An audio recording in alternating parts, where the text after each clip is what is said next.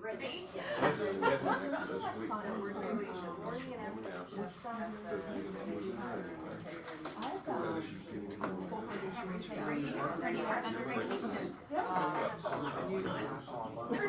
imperfect. It's good though.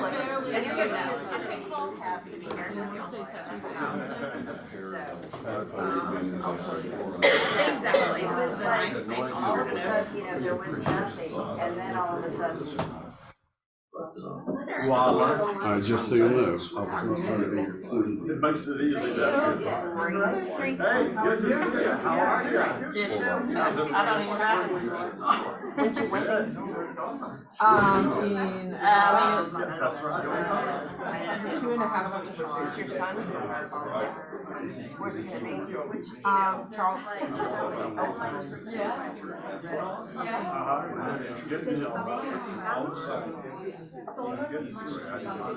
My future daughter-in-law and everything.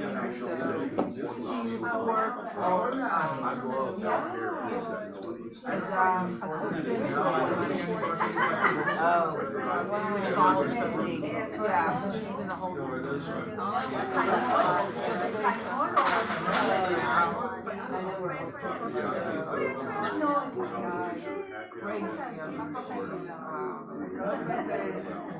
yeah. So I just have to basically show up.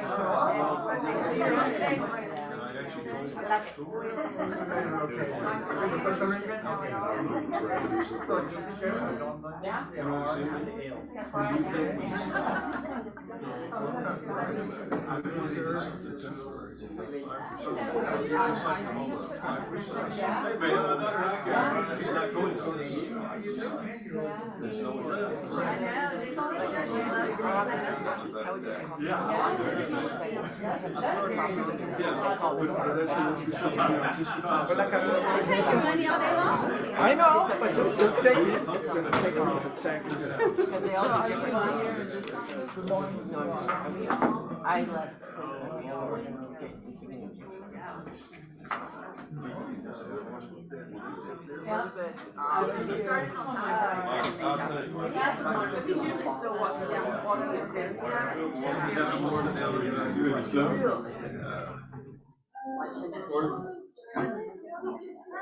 Right in the front? No, it's more than you. How are you?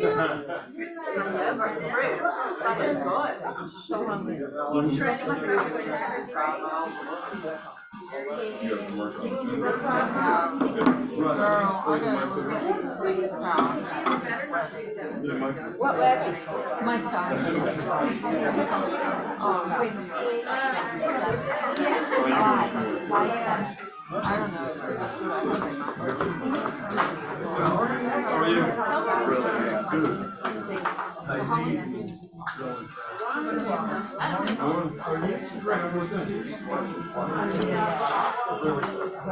Oh my God. Hits the keyboard. Oh, okay. Oh, okay. And then you put it She retired. And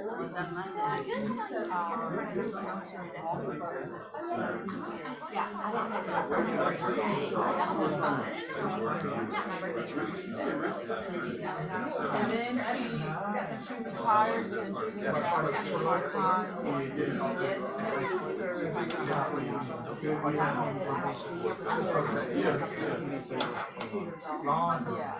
Yeah.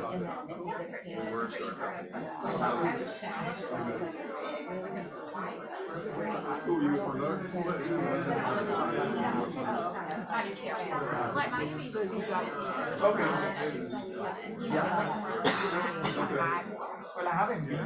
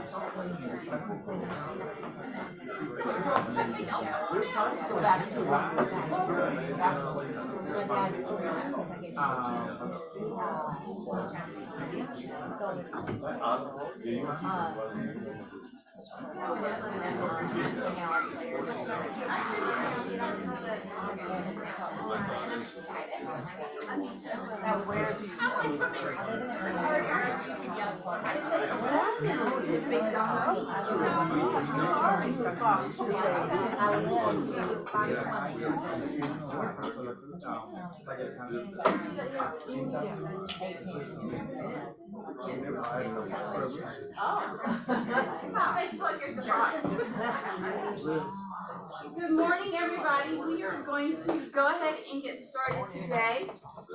Both Jim and Rob are in Austin, Texas at a team leader training event. So you have got myself and Lisa Wren today. So we're going to get started with first, does anybody have anything good to tell us? Any victories over the past week that they want to share? Yes, ma'am.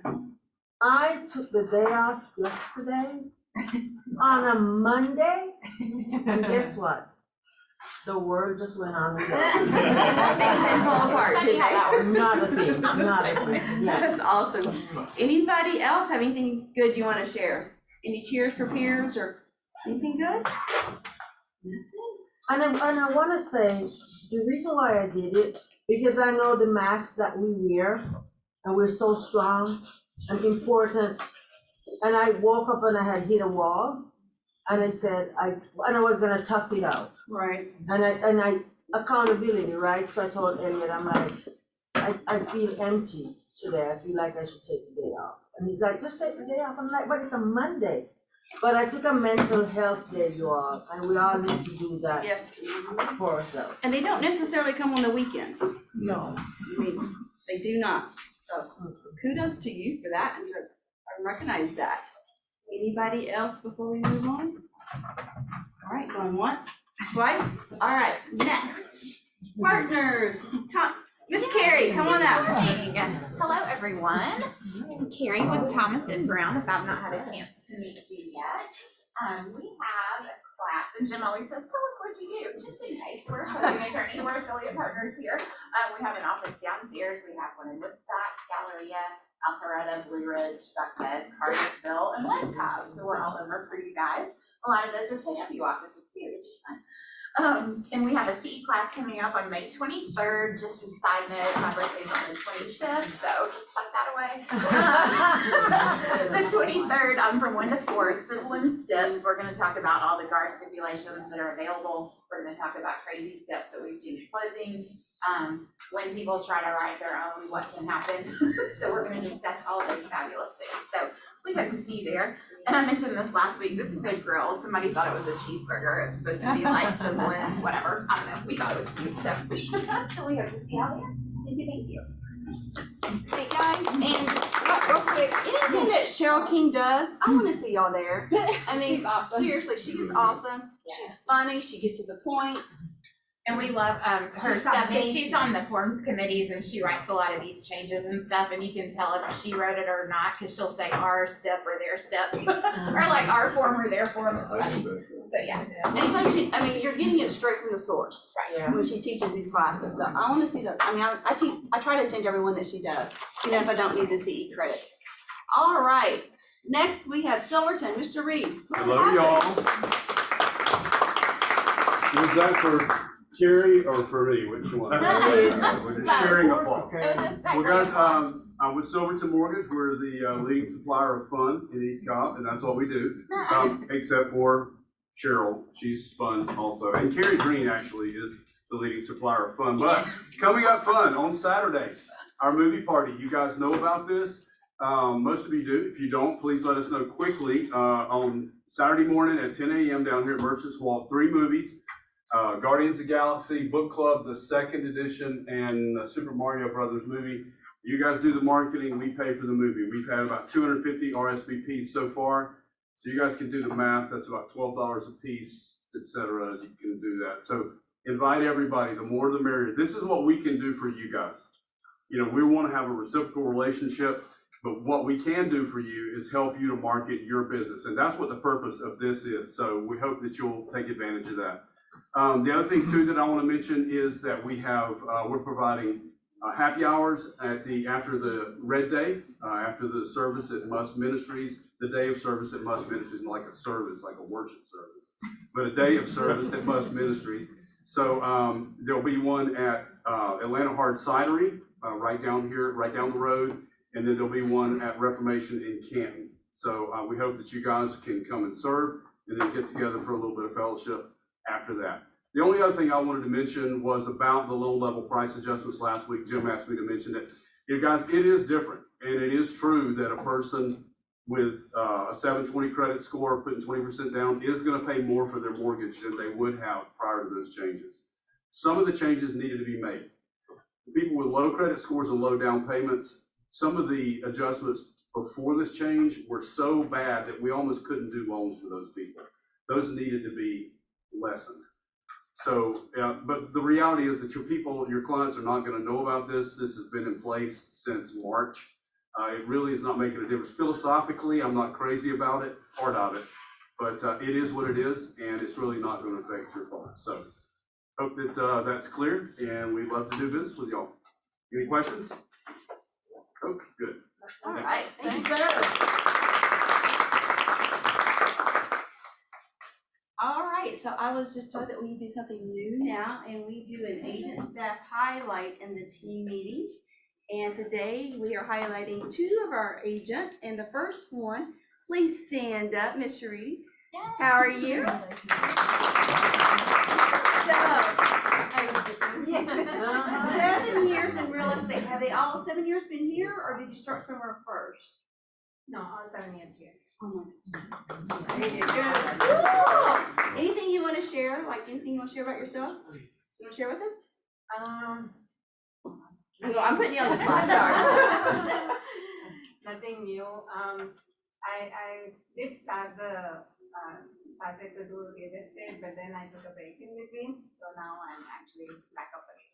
Well, we love seeing you back in the office. Welcome, welcome. Yes, that is me. Yeah, I just thought I'll get a new look along with. And I really like the short haircut. Yeah. I like the short haircut. All right, our other agent is Nikki Murphy, and I don't see her, so I don't think she's here. So we will have to do a repeat on her. She used to be a stay-at-home mom, and she is 2 months new to our office, and I think she has joined the Joanne Luntz team. So I think she's Joanne Luntz buyer agent now, and she's pretty. I've met her a couple of times in classes, and she's very excited to start her real estate career, which is awesome. All right, Power Hour is every Wednesday. 9 to 10 is script practice, and then from 10 to 11 is when you do your lead gen, and then 11 to 12 is group coaching. So Wednesdays are a big day around here, so I want to see all your faces on Wednesday. We have got this Wednesday, tomorrow, group coaching is with Carrie Coulter, Stop Chasing the Squirrels. Or we can call those the shiny red ball. We can call those that, lots of different things. So please come and attend that. She's doing it in person and Zoom. So if for some reason you can't be here, you can join her on Zoom. Should we talk about how to use command instead of all the shiny objects? All the other techie stuff. And then with the group coaching chat, GPT. So I don't know if you've ever heard of this, but it's basically artificial intelligence. Yes. And Amanda Warren uses it to generate her property description. So you can put keywords and it will generate a whole description for you. Did she teach you a class Monday about that? Okay, she's So it's pretty cool. Y'all need to come. I didn't. Angela? Sorry, I just took a bite. When is it? It's Monday. Monday. I used We're gonna do it this, up here, so. I used this description from my last listing, Really nice. and it was so much better than I could have ever written Oh, myself. really? I will never not use GPT GPT for listing. It's amazing. Rich, you had something to say? Yeah, this is really an interesting subject that I think is gonna be revolutionary for all of us. I was at a dinner down in Florida and my son-in-law is up the food chain at Meta. And I said, I can't get my arms around this thing. I've been reading all about it and I'm not sure I really understand. Obviously you can Google things and, Alexa this and that. I said, I really don't have a handle on it. Well, he's got this crazy thing on his phone. And we're sitting at dinner and he said, well, let me show you how this thing works for you. And he said, talk to me about, say, real estate right here. We were at Marco Island down in near Naples. And I said, okay, tell the thing that I've got a 4-bedroom, 3-bath on a Deepwater Canal. We've got a pool. The home was built in 1982. It's renovated. Just pop that in, okay? Yeah, in less than 5 seconds. This thing, if we were to print it, it would be 2 pages long of description. And what's awesome or crazy about the thing is it thinks for you, okay? So it took what I just said, all right, think about this a minute. It began the description and it said this: imagine going out on your boat and you're viewing the sunset and the sun is going down just after you left the inlet from your home that sits on that Deepwater Canal. That's how it began that. And then it went into this exhaustive description that was so far beyond what I was telling you, right? It just came up with stuff. So obviously it's pulling from all over the world of homes on Deepwater canals. And then of course its location was in Southwest Florida, knew about sunsets, knew about the inlet. I didn't say anything about the inlet and I didn't say anything about a boat, right? But it took all that. And I'm just thinking, man, that's one of the hardest things we have in listings, right? Is coming up with something that's creative. Now, it was wrong, and that's what you gotta be aware of, is that it's not necessarily gospel truth, but you can take from it a ton of stuff, and it made that listing delicious. It really did. Oh, I'd buy the house. Incredible. Yeah. Oh, that's cool. All right, well, that would be fun. It's the next big thing. It is. Yes. All right, we have got on May 16th, that's next Tuesday from 12 to 1:30, same date. Where is that actually located? It's a webinar It's a webinar, okay. for the KW Young Young Professionals. professionals, okay, cool. Well, how old do you have to be for you're too old to be a young I think professional? it's 40 to live. Oh, okay. All right, so the big thing this week, the thing that we're most excited about is Red Day is this coming Thursday. So if you have not gone to your email and gone to the Sign Up Genius and signed up, you've got many opportunities to sign up to help participate on Thursday. I'm gonna let my co-host, Lisa Wren, talk a little bit more about Red Day since she's on the committee, about the different opportunities that you have if you have not signed up yet. So Red Day is Thursday. Officially, the office is closed. And, we encourage everybody to shut down their business for a day, like Catherine did yesterday, and go out and serve. And we're going to be at Musman's Ministries. And so we're thrilled to have Dr. Ike here today to speak to us about it. But, we've got a crew working at their donation center in the morning and in the afternoon. And we've got all the slots filled, but if anybody wants to be an alternate in case something comes up with one of our volunteers, please let me know. We would love to have some people in the wings. We're also doing, we're manning their mobile pantry in Canton from 3 to 5:30, and we're actually gonna get to experience the end user there. So we'll be distributing food to the people who need it up there.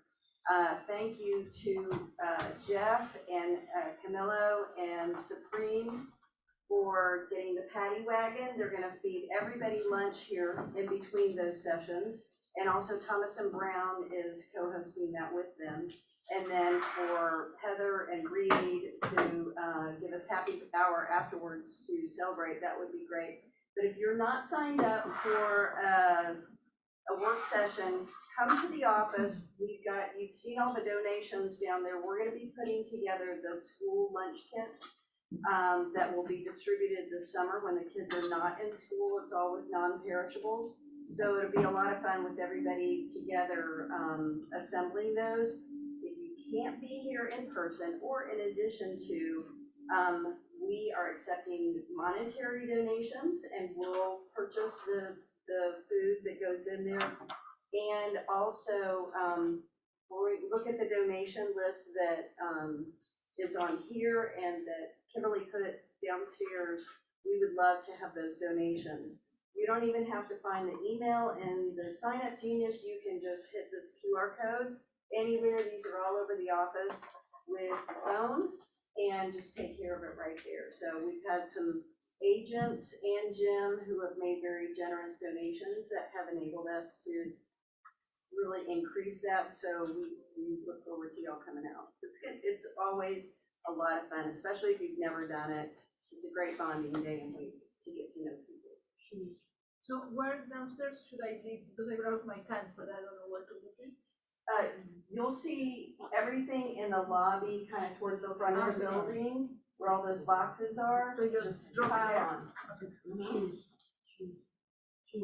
Oh, yes. And if you are working at the donation center, or the mobile pantry, please wear closed-toed shoes. And your Red Day t-shirt. Yes, And your Red Day and your t-shirts, Red Day yes. t-shirt. And if you don't have a Red Day t-shirt, you can get it downstairs behind the building at the front desk for $10. For $10. Yeah. Because I'm so glad I have everybody here reminding me. before we get have our guest speaker up for today, we're gonna watch this short video about Must Ministries. Lisa, if you can grab the light switch right there.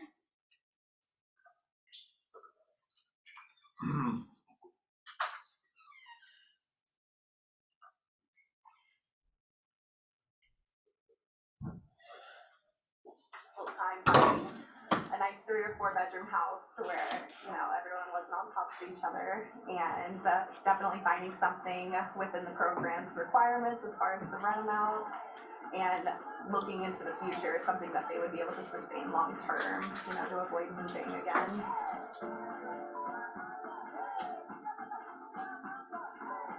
Must came late. I had just got home from work. My birthday was the next day. They say, the front door blew open. In just a few moments Thursday afternoon, everything changed for Walesia Patterson. The family says once the tree landed on the house, the holes it created allowed rain to pour in and ruin everything inside. They don't have renter's insurance to cover any of their belongings. I'm like, God, I don't know how I'm gonna pay this rent, but we're gonna pay it. This Morgan called me, she said, I have a house. So I said, God is giving me an opportunity to get back on my feet and make my kids happy. Okay, we got a house now. How we gonna get furniture? But Miss Morgan and 104.7, the bitch was here and we pulled up. And they told me that it was furniture and everything. There's gonna be a beautiful bed and a dresser in your bedroom, and twin beds and both beds. that bed's coming. Dining room table, couch, everything. Thank you. Thank you for being the wonderful people you are. Thank you for dedicating your time, your energy. Thank you. Thank you. And continue to do great work. So because of you and all of the support that we get, all of our sponsors that help make things happen, we are able to help families like Felicia's and make miracles happen.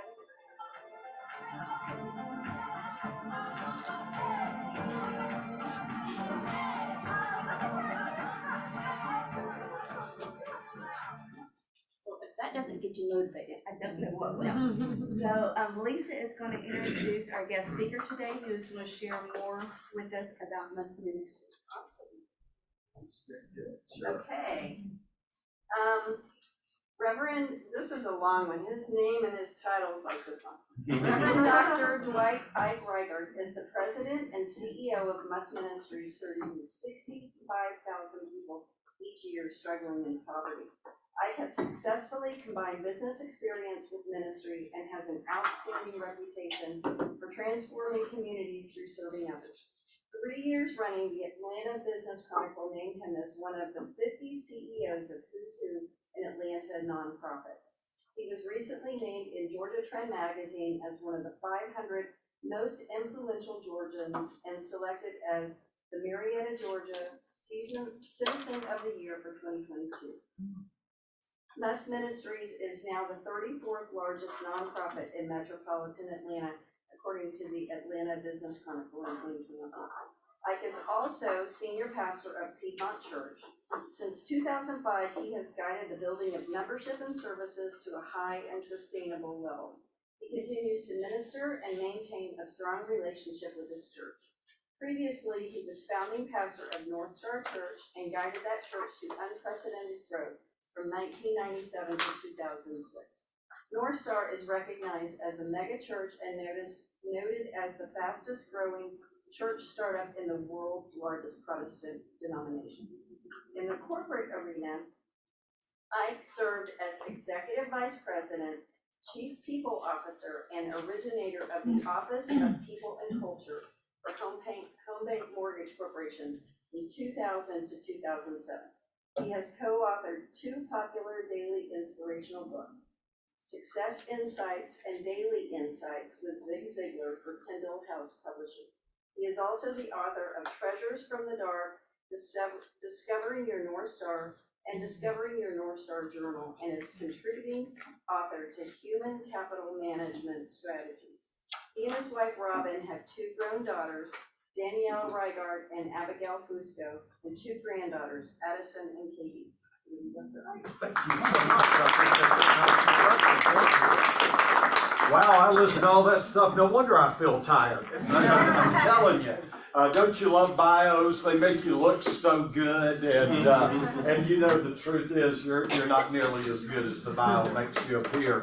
Also, got to give a shout out to my friends Derek Supreme, Lending. Let's see, Jeff Hart over here, and my brother back there, and Pat Flood is my best friend in the world, and so I always feel comfortable when I'm around real estate folks and when I'm around mortgage people, and Silverton will give you a shout out over there as well. But I'm honored to get to be with you today. Are y'all doing all right? Yes. Y'all doing good? Yes. All right, good. Finally coming out of COVID. Are we happy about that or what? Trying to see things get back to normal. And y'all don't mind, I just want to have a conversation with you today and then talk to you about a couple things. Tell you about Must. I know we have till 11 o'clock, but if I had to listen to me until 11 o'clock, I'd go crazy. And so I'll give you a little bit of your day back. Does that sound good? Yes. All right, so at 2 minutes to 11, we'll be done. But you can't ever trust a preacher. If they ever look at you and say, my message is going to be short this morning, I always watch my wife drop her head like, oh dear God, here it goes. He thinks it's going to be short, but it's not going to be. But just some of the things that are going on. COVID changed everything. I mean, it really did. It altered our lives in a lot of, different ways. Some of those ways were harder on us all. You're certainly going through it. You see it in your industry right now. You see a lot of things that are topsy-turvy. We're hoping things, continue to get back to whatever normal used to be. And that's why Jim Collins coined a phrase. He called it the new normal. And he says the new normal is whatever things turn out to be in the future.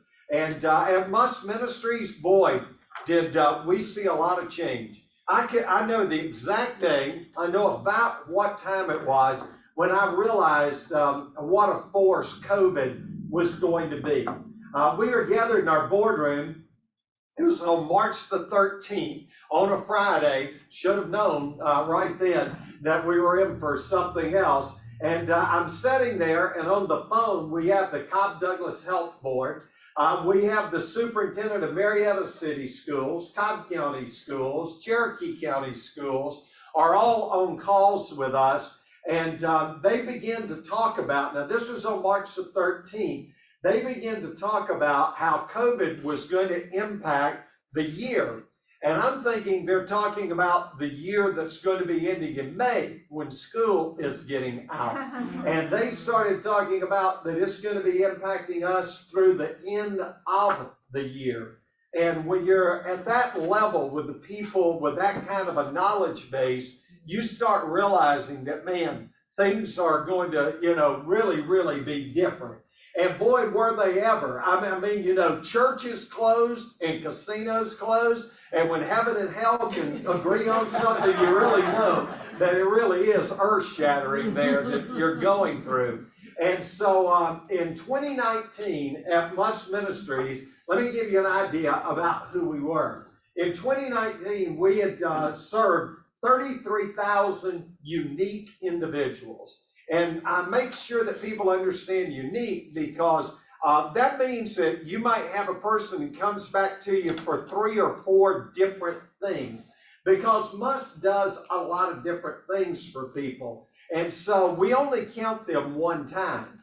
And when you think about Must and you think about the things that we do, I always tell people to get a mental image. Think about a high wire and how people, walk on a high wire or a tight wire. I actually co-authored a book that was self-published a few years ago called Tight Wire Living, and about how people are on that high wire, and Must is the safety net underneath that high wire. If for some reason they get knocked off the high wire, we're going to be there to try and to catch them. And we do that in 5 different ways. We help people with shelter, which is the thing we're most known for, that we have a homeless shelter. We help people with food, and we do that in a variety of ways that I'll talk to you about today, because I want you to be educated about what we do, because with your Red Day, you're going to be coming there and you're going to be serving, and we appreciate that so much. We have a medical clinic. We help people with clothing. And then we help people to get jobs. And you were the gentleman, I have my back to you, you were talking about artificial intelligence a few moments ago. And artificial intelligence is pretty amazing. While everything was kind of shut down with COVID as far as jobs were concerned, we started investing money in getting better with what we call workforce development at Must. And we use artificial intelligence. We have some developers over in India that we work with. And so now when our clients come into us and they're trying to get a job, the way you were describing a property and the way that the artificial intelligence created that narrative, we're able to do that with people with their resumes. And so to give you an idea, back in 2019, we helped 400 people to get jobs in that entire year. And it represented $12.9 million back into the economy. But then when we went with artificial intelligence and we're doing the things that we're doing now, and very soon our clients will be able to sit in front of an avatar that's going to interview them for jobs. But to give you an idea, we still got to the end of June for our fiscal year. But right now, this year, over 800 people have gotten jobs through Must Ministries. It's going to be somewhere in the neighborhood of $25 million back into the economy. And so we try to be as cutting edge as we can be in the nonprofit world to be able to help people. Because our key is to help people have dignity and respect. I mean, that's the bottom line. Most people in their wildest imaginations can't imagine having to come to Must, but they're walking on that high wire and something happens. And so we're the safety net underneath. Now, I want you to understand, we're not a hammock for people to be lazy. And you would also need to understand the vast majority of people that we help would be classified as working poor. These are people that are working sometimes 2 and 3 jobs, but they're minimum wage jobs. They're finding it harder and harder to be able to make their ends meet. And so for maybe the people in this room, and certainly for myself, we're walking on a high wire, but it would take something pretty catastrophic to be able to knock us off. For the majority of people around, that's just not true. Do you know in metropolitan Atlanta, Jack Harden who's the head of the Atlanta Regional Commission on Homelessness, along with former Mayor Shirley Franklin. We were with them in a meeting, and they said if someone had a $500 emergency, 47% of the people in metropolitan Atlanta could not meet that emergency. They would not have the funds necessary to meet the emergency. Then you add this caveat to what we do at MUST, and it really makes kind of who we are crystallized. And that's the fact that 80% of the people that we help at MUST are women and children. That may not be who you have in mind when you think about who's homeless, and you think about some of the problems that people are going through. And another thing that a lot of people do not realize, and here, we're out in Cobb County, so we're out in the suburbs. Most people tend to think of like homelessness as an urban issue. But the fastest growing segment of poverty in America today is suburban poverty, not urban poverty. It's suburban poverty. And the Brinkman Institute, which is a think tank, did a study, and they said for every $72 that is raised inside the perimeter for organizations like MUST, for every $72 there, the equivalent outside the perimeter is $2. Because people think of these types of problems as being something that's in a city environment. And that landscape is changing. Back in 2007, when we had the major adjustment in our economy, right, and housing and all of those kinds of things, we hit that really hard stop. The Wall Street Journal did a study on how it was wiping out middle-class America, and they used Roswell, Georgia as the focus of that particular article. Because poverty can hit anywhere and it can hit everywhere. And Cobb County has roughly 770,000 people that are here in this area. And MUST Ministries, by far and away, has the largest shelter to be able to take care of people.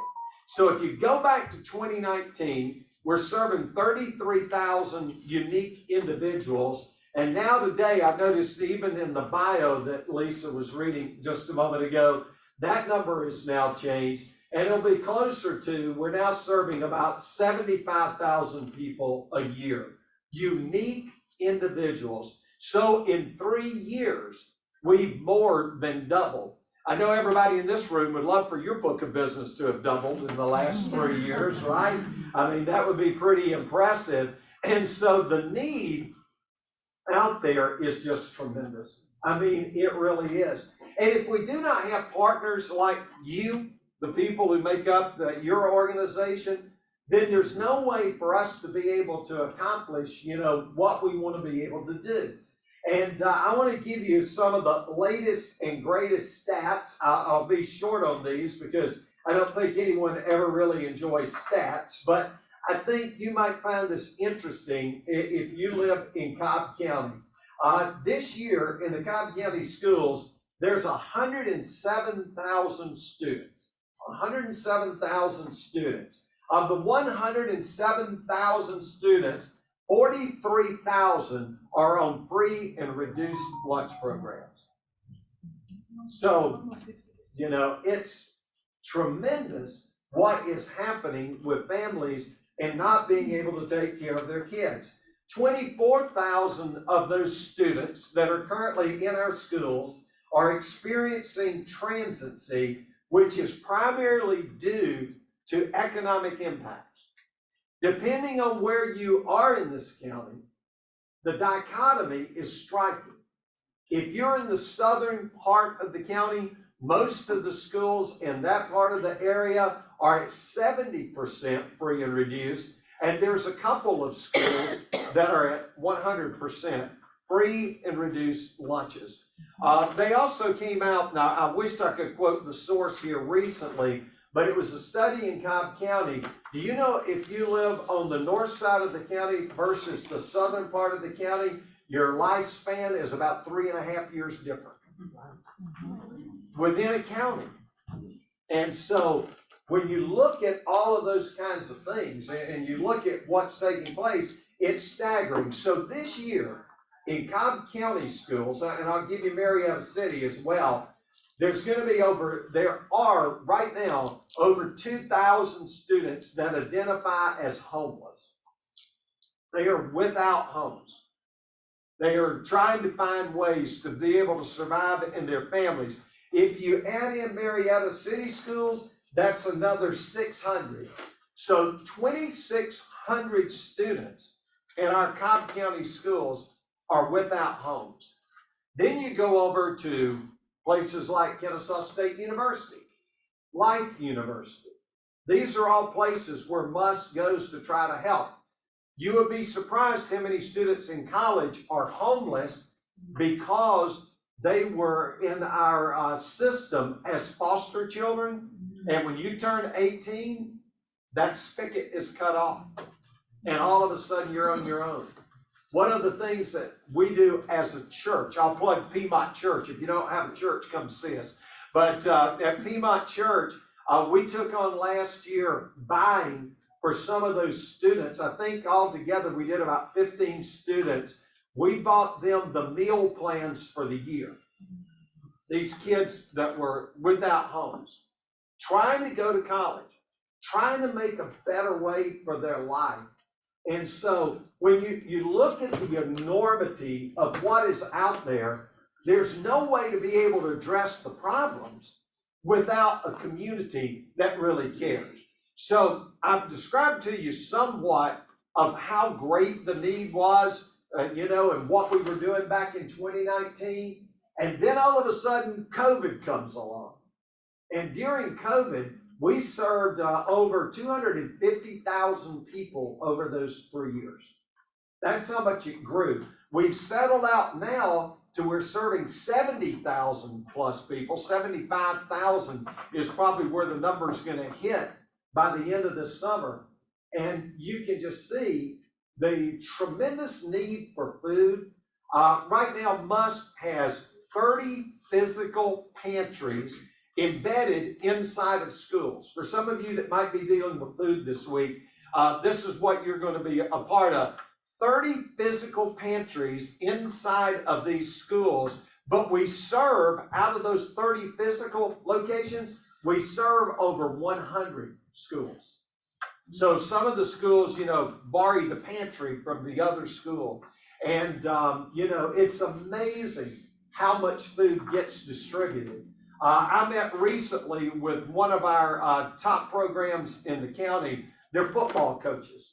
And they came in to talk with me because they're seeing so many of their players that are having their impact on the field being, neutralized to an extent because these kids aren't getting enough to eat.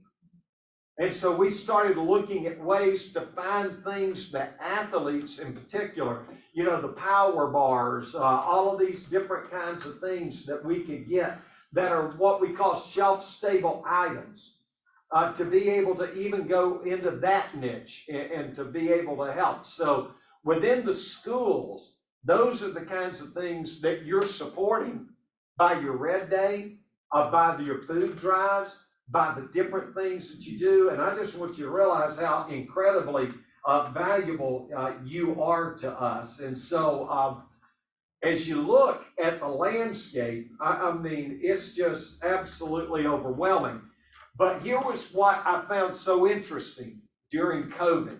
The only thing that exceeded the level of need was the level of generosity.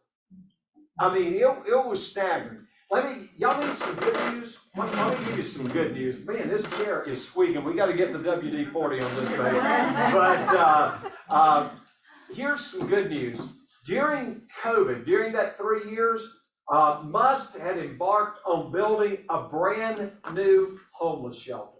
And I emphasize brand new because most homeless shelters are repurposed buildings. They're a repurposed church. That's what we had for years at what we called the Elizabeth Inn. And we had 72 beds that were there.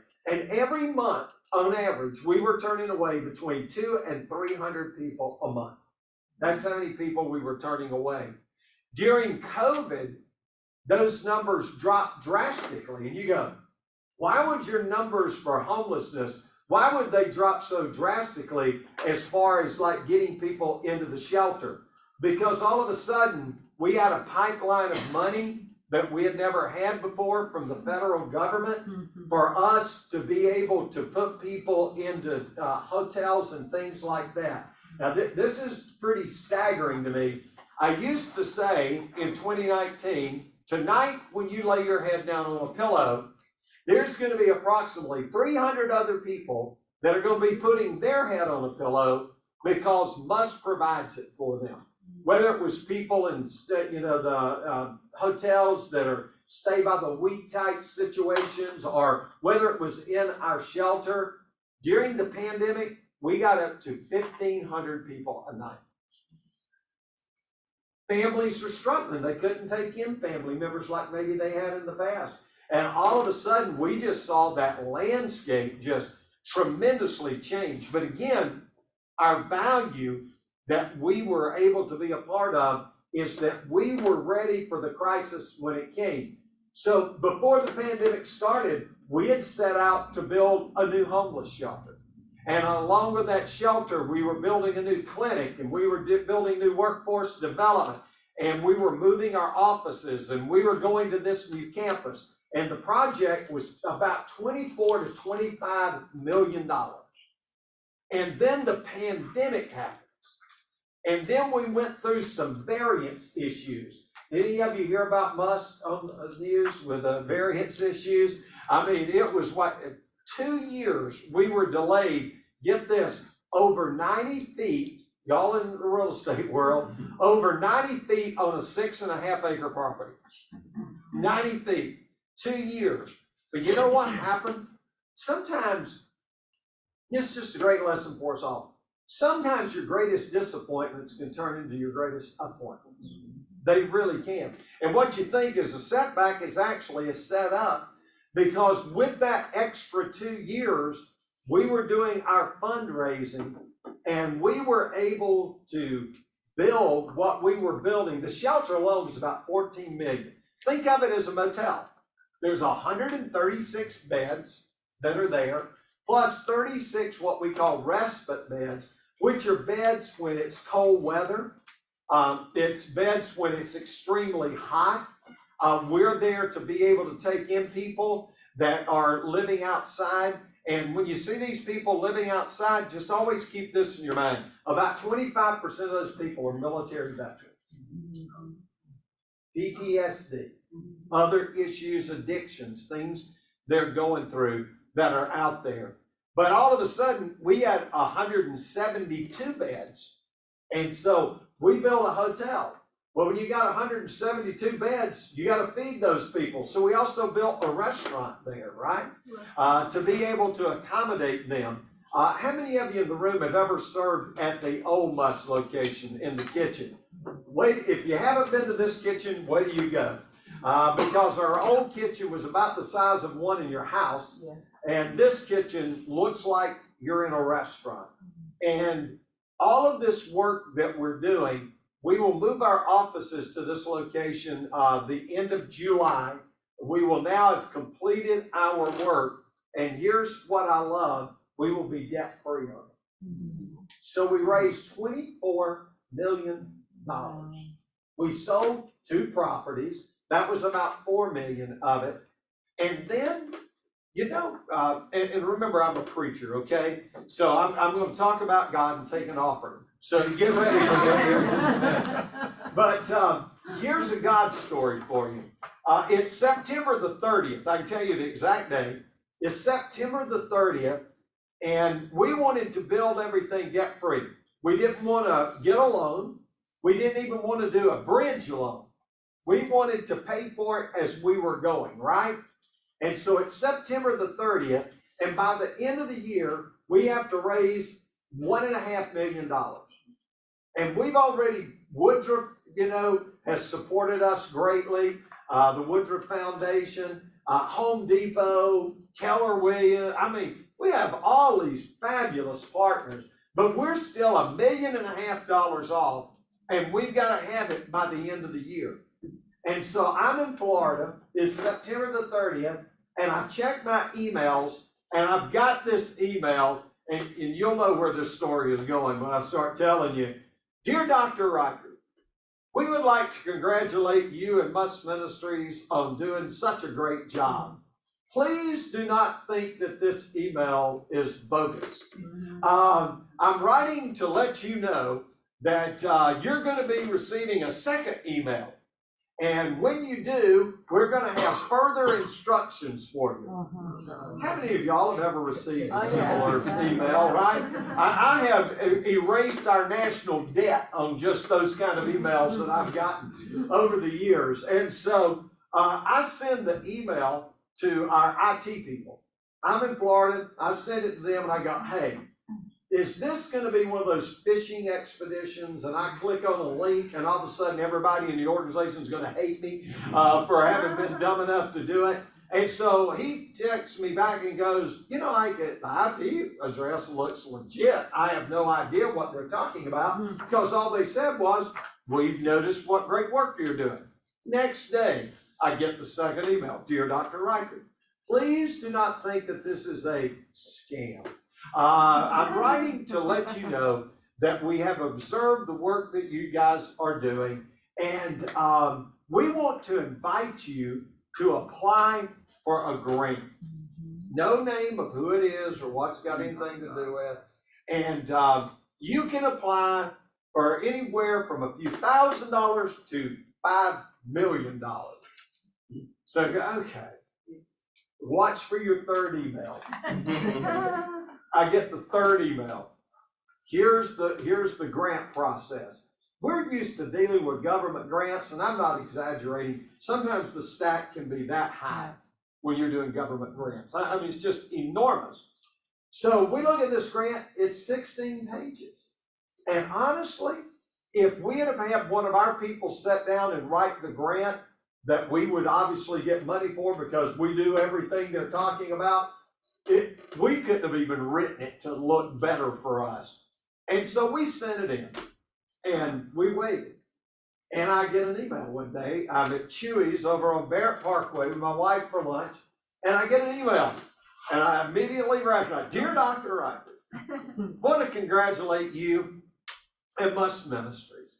We have awarded you $5 million. Here's the killer part. Signed, Jeff Bezos. Oh, wow.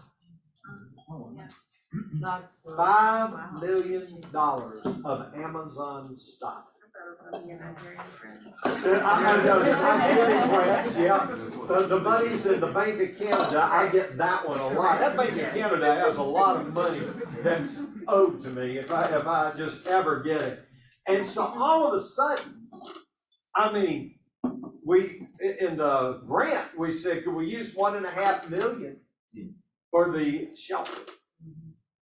You know, sometimes an absence of resources doesn't mean that the resources are absent.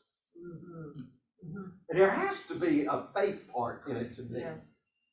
You know, you have to have that little preposition there, but God, you know, can come through and he can do things that are just phenomenal. So now I'm going to get to y'all, and I'll be done here in a moment. So during 2019, this is amazing to me. We had 17,000 people volunteer at Must in the year 2019. 17,000. That's not volunteer hours. That's people. 17,000 volunteers. Well, what do you think happened when COVID hit? We lost all of our volunteers. And if any of you give to charities, and I'm sure in this room, different charities that you give to, always check them out. And there's a great third-party app that you can download and use called Charity Navigator. They're a third-party entity. They do not have to answer to anyone. All they do is go take the tax forms that a nonprofit fills out, which is called the 1099, and they take it and they study those, and they can tell you what percentage of money is spent doing the actual programs rather than overhead. This past year, we will probably never achieve this again because we got so much government funding that just inflated our numbers. When I went to Musk, we were a $3.5 million organization, maybe $5 at the top end later that year. This past year, we were $35.8 million organization. But so much of that was government funding.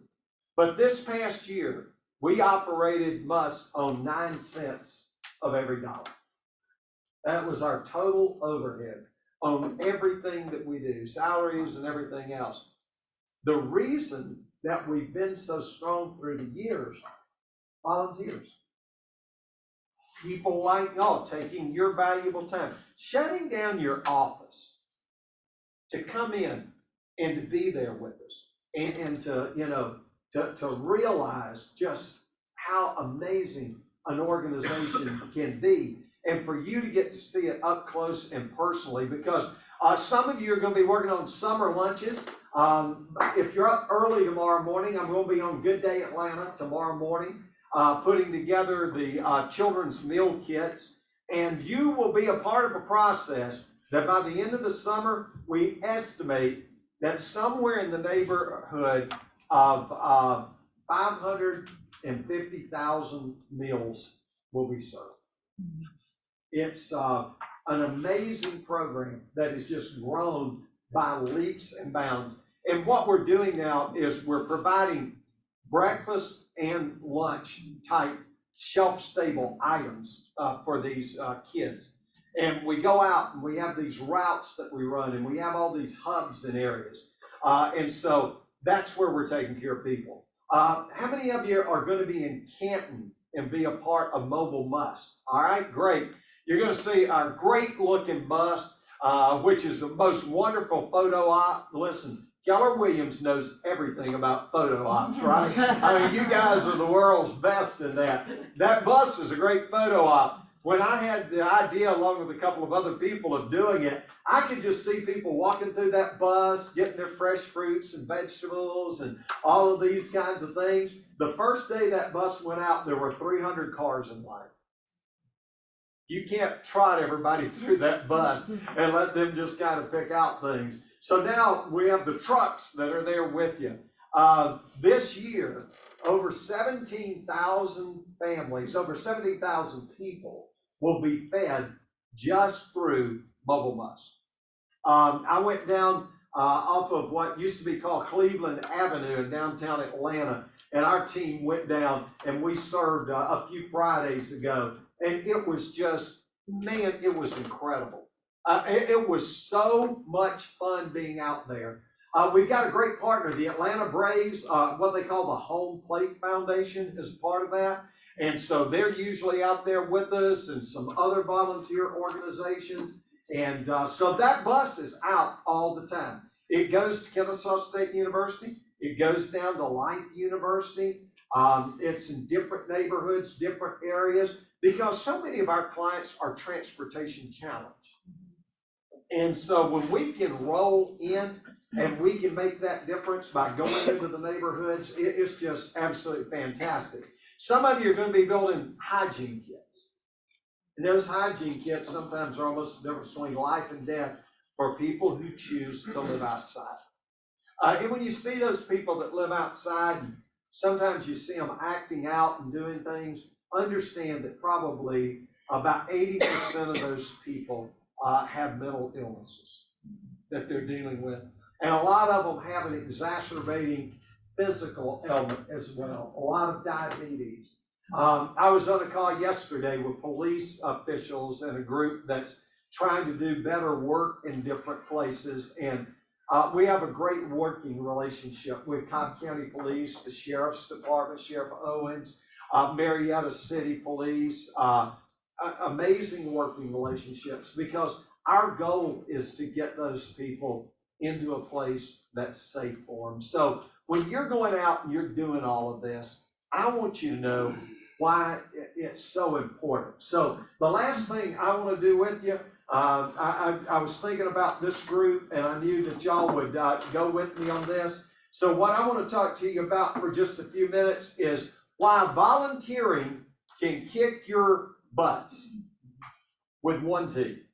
So we're gonna have a butt reduction. We're gonna take the two T's off the word butt. We're just gonna use the word butt. And here's what butt stands for. Y'all are also the kings and queens of acrostics and acronyms in this organization, right? I mean, y'all got just a ton of them going on. Butt stands for Behold Underlying Truth Syndrome. You say, well, what do you mean? I mean, have you ever noticed that we are really good at coming up with excuses, and the word but acts as a big eraser? You know, like, I would like to invest in others, but I just don't have the energy. I just don't have the energy to get out there. All of us have busy lives. All of us have a lot of things that are going on, but honestly, y'all, cute cat videos can only take you so far in life. And yeah, they thrill me just like they do you. But, you know, I would like to volunteer, but I just don't have the time. Time and energy are the two biggest things that people say, the reason I don't volunteer. But you know, you have 168 hours in a week. And if you can spend any part of that time dedicated to something bigger than yourself, honest to goodness, it's like medication. I'm going to give you some stats here that'll help to be able to bolster, you know, my point. I would like to help others, but I'm kind of stuck myself. I'm kind of stuck. So I want to talk to you for just a couple of minutes about behold the underlying truth. Let me show you the truth for a moment about what volunteering can do for you, what it can do for your mental health and everything else. Number one, it connects you with new friends. So y'all are an organization. You're going out and doing Red Letter Day. Why do you think Keller Williams wants y'all to go out and do this? So you build relationships. You're going to build relationships with each other while you're out there, because you're going to go out there and you're going to be served. Do you know that according to Gallup, if you have a best friend at work, you're 8 times more likely to stay in your job? 8 times more likely. I used to head up HR for Home Bank Mortgage Corporation. That was my job. My job was, number one, you got to source great people. Number two, you got to get them engaged. And number three, you got to retain them. And we knew there that building Habitat for Humanity houses was huge team building for us. We had people that we went out and raised money for the American Cancer Society. Over 5 years, we raised over $1 million for the American Cancer Society. We built dozens of the Habitat for Humanity homes.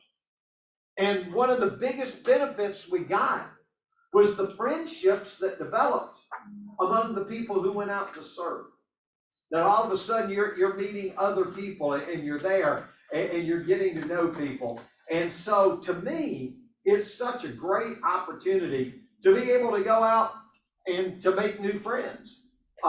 It makes you happier because volunteering boosts a feeling of well-being. So let me just read this for you. How does it do that? Research has shown that when we do something for others that brings them comfort and support, our brains produce what are called happiness hormones. Doesn't that sound lovely to have some happiness hormones? It's serotonin, it's dopamine, and it's endorphins, says Trish Lockwood, who's a volunteer with the National Alliance on Mental Illness and the co-author of the book, Make a Difference with Mental Health Activism. She says there's even a term for this. It's called helper's high. I'm telling you, when I go out, and I wish I could be there with y'all, especially those of you that are going to be doing the mobile pantry. That is just so much fun. We crank up the music, we start having a great time. You're seeing people come through there, I mean, in tears. You're just seeing people that are so thankful that you're there and their family is going to be taken care of. And you just walk away going, hey, I made a difference today. I made a difference. When people come to work at Must and they're going to join our team, and I'm doing an interview with them, I always look at them and I say, let me tell you what's going to happen. You're never going to lay your head down on a pillow at night that you don't think about the fact of how many people are putting their head on a pillow right now because of Must Ministry. And by the way, now that everything is shaken out, we're continuing, still roughly 1,000 people a night are putting their head on a pillow. Because we don't just do the shelter. We don't just do the extended stay motels. But we do tenant-based rental assistance. During the pandemic, we actually had case managers from Must that were inside of courtrooms, that when families were being evicted from their home and going through that horror, that we had our case managers there to walk down the hall with them and say, here's where we're going to be able to put you. 5,000 people during the pandemic weren't put out on the streets. 5,000 people. Again, your giving is what gives us that opportunity to be able to do that. The other thing it does is it reduces loneliness because you're going out and you're getting connected. It helps you keep physically healthy because it's not only your mental well-being that gets supercharged when you take time to help others, but your heart can reap big rewards for it as well. According to Carnegie Mellon University, older adults who volunteer at least 200 hours per year decrease their risk of hypertension or high blood pressure by as much as 40%. Yeah, isn't that amazing? You know, Gallup does a study every year. And some of you probably have heard me use this statistic because it's mind-boggling to me. They've been doing this study now for like 26, 27 years. And they interview roughly 1 million people a year or a little more. And they ask them this question: are you engaged in your job? Are you engaged in your job?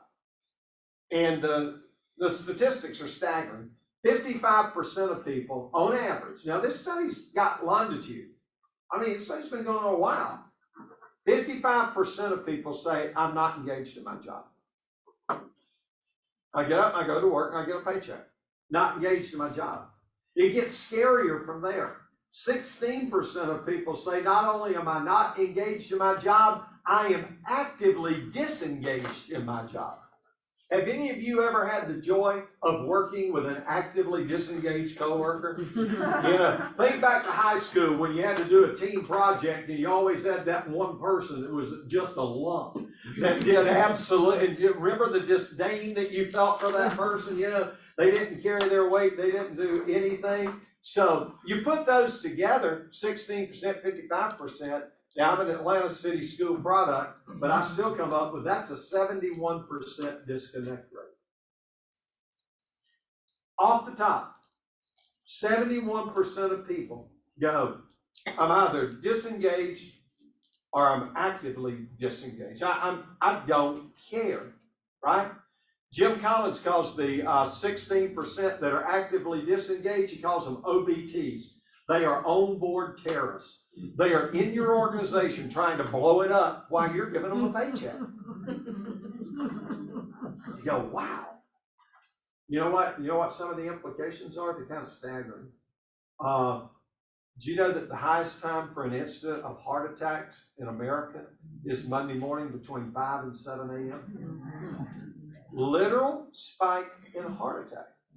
I was with a group down in Orlando and I made that statement. I said, what does that tell you? And a dude in the back yelled out, sleep late on Monday. Let the danger time pass, then get up, right?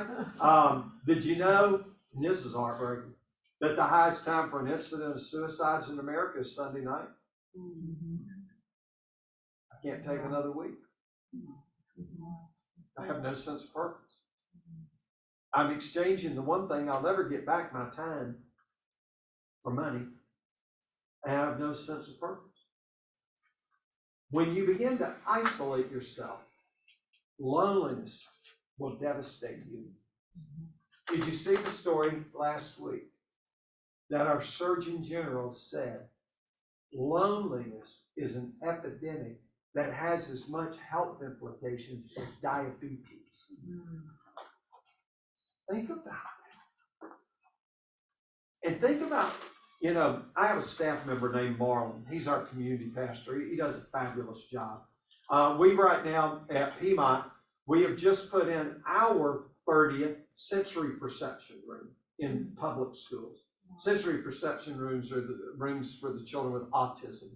Costs us about $3,000 a room to go in and to do that. We love doing it because it's for the kids. Man, you love on kids in the community, your community's gonna love you, right? And so we go in and we do those kinds of things. And what it builds in our church with our volunteers is just amazing.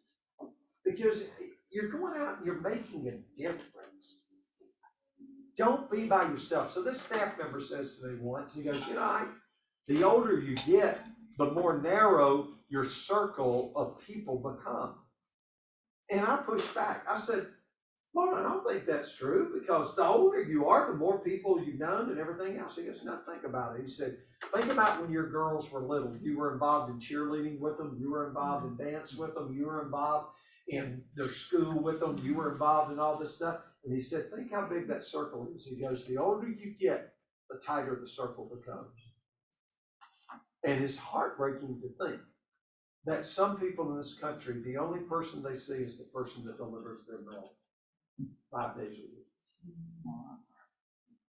Come out and volunteer. Find a place to be able to give your time. I'm also going to give you one benefit that's really cool right here. Do you know that volunteering can teach you new job skills? Here's what I love. I have a CFO who is named Ryan Van Gort. Ryan's a brilliant guy, lives here in East Cobb, had a Bible study group. That Bible study group of men, they said, hey, let's go over and volunteer at Musk. And a lot of them were very astute financially speaking. So they started coming over, they started teaching classes on financial, literacy and how to get better at things. And then Ryan, he starts out as a volunteer at Musk, and he does that. Well, then we asked Ryan, hey, would you consider being on the board at Musk? Ryan was the CFO for Mead Packaging, $1 billion corporation. Would you consider being a board member? Sure, I consider being a board member. Then a few years ago, 4 to be exact, I said, Ryan, would you step in and be our CFO? And I'm a liar. I said, if you'll give me a year, it's now 4 years.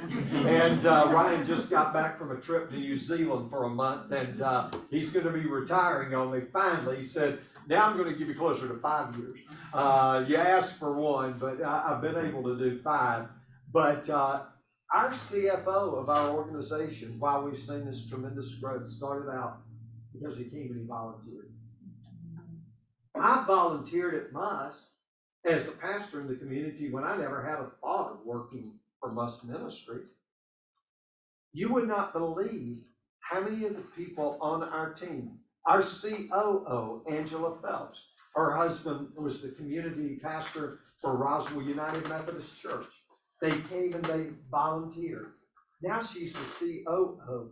In other words, she's the brains that really run the organization. I'm just the good looks that go out and tell people about the organization. Like today, when I leave you, I'm going to be over at Kennesaw Business Association talking about what we do there.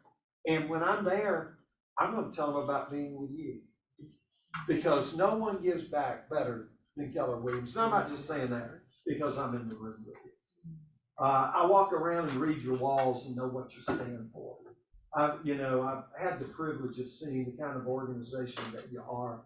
And that's a halo effect for us.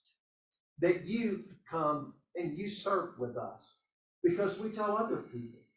Because you got that good name. Truett Cathy, who founded Chick-fil-A, used to call it image rub. So one day they're sitting in the boardroom and they're talking about different things. And they were trying to decide, now get ready, who was gonna provide the condiment ketchup. And some young executive goes, does it really matter? And they said, Truett didn't get upset very often. And he got upset. He got to pop his hand on the table. He goes, yeah, it matters. Let me tell you why. He says it's called image rub. Our image is going to rub off on them. Are they comfortable with who we are? Because we are a Christian organization. And their image is going to rub off on us because we're doing business with them. At Must Ministries, we are so glad to be able to rub up against what you guys do here at Keller. I mean, I truly mean that from the bottom of my heart because, you know, I don't just get to come to this office and, of course, Jim is not here today. Make note that Jim never shows up when I'm here. Just saying, just making an observation, right? Volunteering, as you continue to kick the butts, behold, the underlying truth is, it helps you live longer. Helps you live a longer, happier life. There's no doubt about it. According to Psychology and Aging magazine, volunteering reduced the mortality risk by 47%. I'm trying to give you the stats. And a toxic workplace, we already talked about it. What that does. So see, while y'all are out volunteering, there's going to be other organizations that go, we're not giving anything back. And they don't. And that's why, man, I look at you and I just go, thank God for you. It gets you out of your comfort zone. It keeps your brain healthy. Volunteers are 2.5 times less likely to be prescribed anti-dementia treatment than those who do not take the time to help others. I mean, to me, you say, man, you did a lot of research. No, Reader's Digest did. I believe in R&D, not research and development. Rip it off and duplicate it. And so you just got that. That's where these points are coming from. And then it gives you a sense of purpose. Sense of purpose. You go home and you go, wow, am I blessed? And then you want to get your children involved.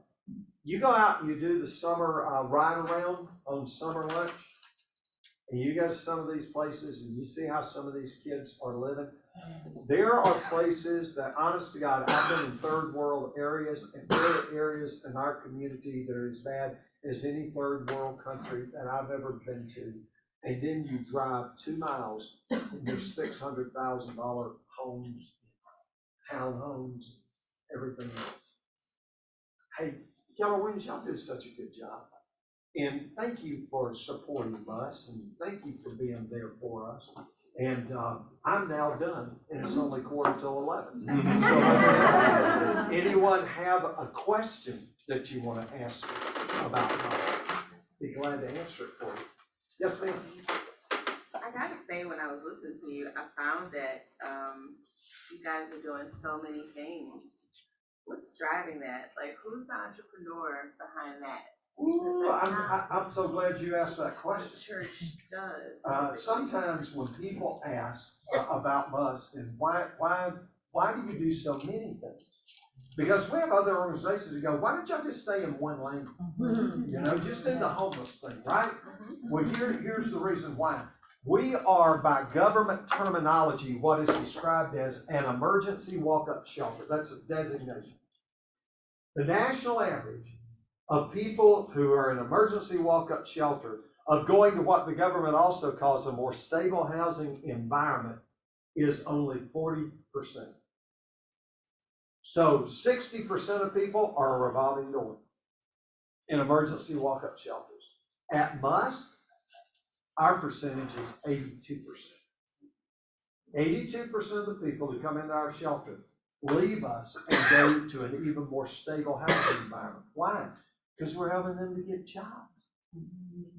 We're helping provide the clothing. We have one lady who came and spoke to our board, and she said, I went for this job interview, and all I could think was, what if they knew where these clothes came from? Would they still value me? Because we have clothing here for job interviews. And we do the mock interviews, and soon that avatar is gonna do that interview. And it's gonna tell you, hey, make more eye contact. Hey, this is on your resume. Bring this piece in when you do your interviews. So the biggest thing behind that is we call those 5 things, we call them wraparound services. And the more sticking points you have to your clients, the more you can help them along the way. So that's why we do it the way that we do it.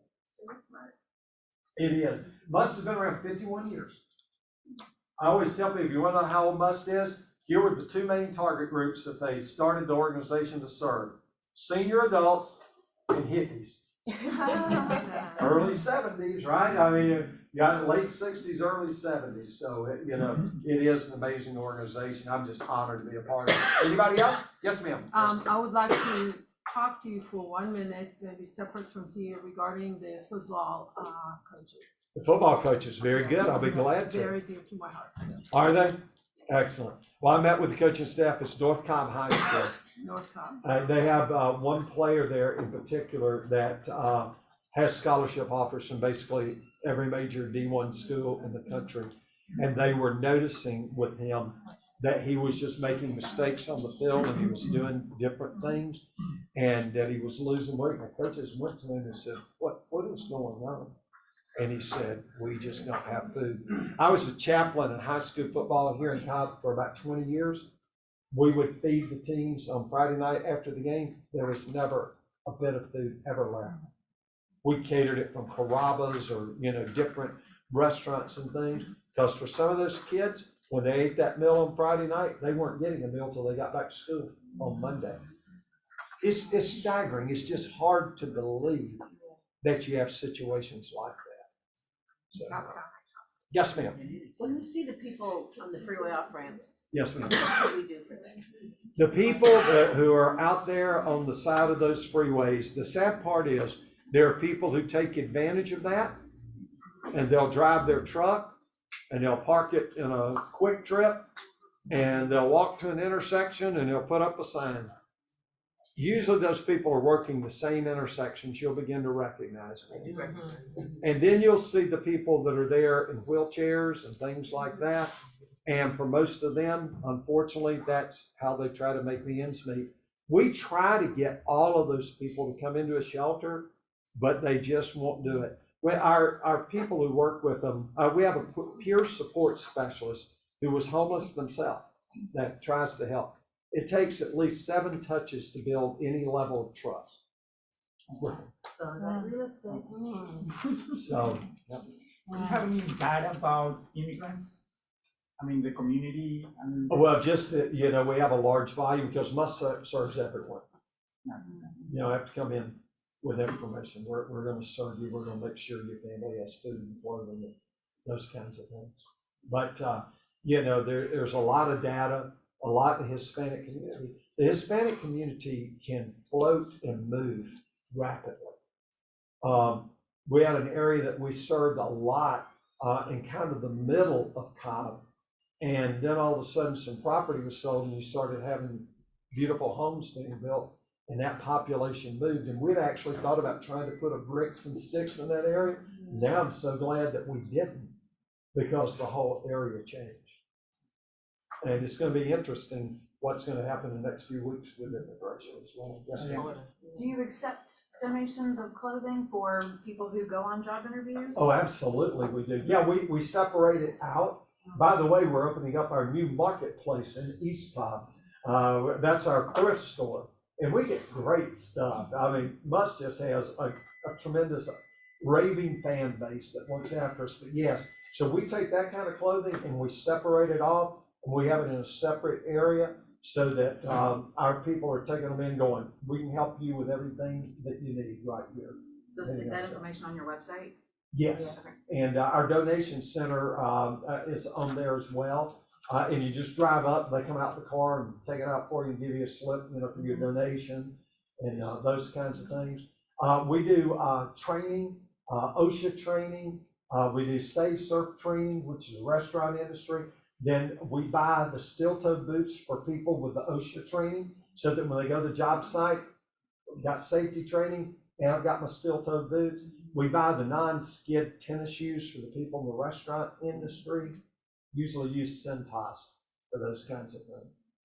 Someone else saw a hand? Yes, sir. So, Tom, you doubled in 3 years. Yes, sir. What does the next 3 years look like? It's going to be interesting to see.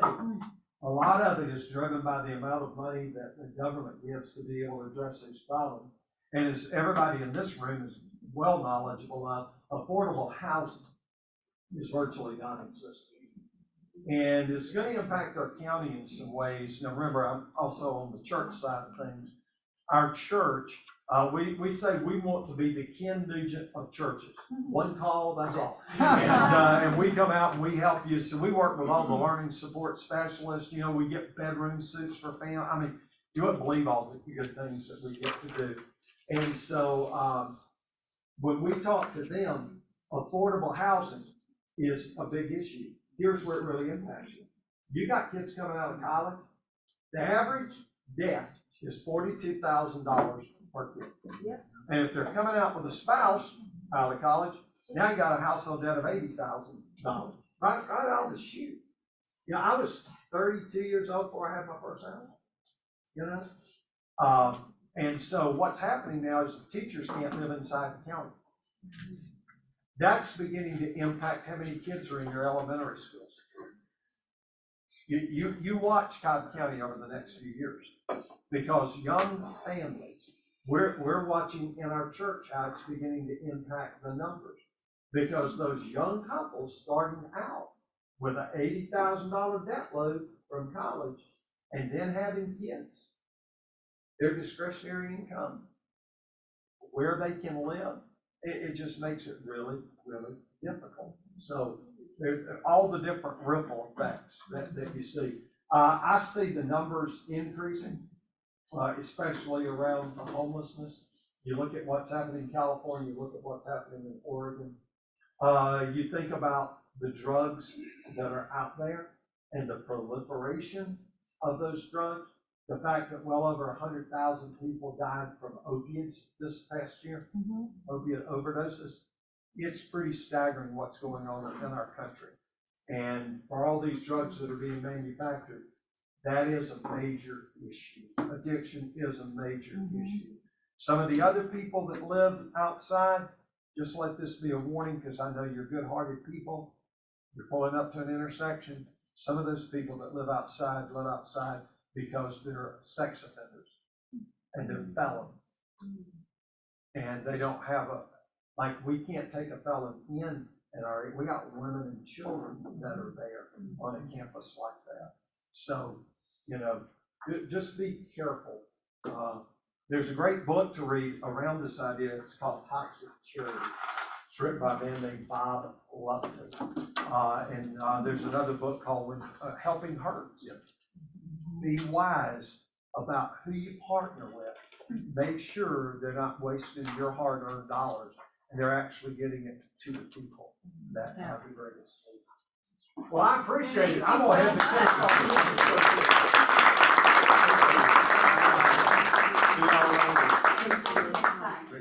Good introduction. Good introduction. All right, You guys. say national treasure, though. My wife said that I am a national treasure. I will not tell you the tone of voice that it was said in and the sarcasm that was driven, but just remember, national treasure. See y'all later. Bye. All right, so go sign up if you haven't signed up yet. Yes. All right. Have a good day. Bye, guys. Thank you.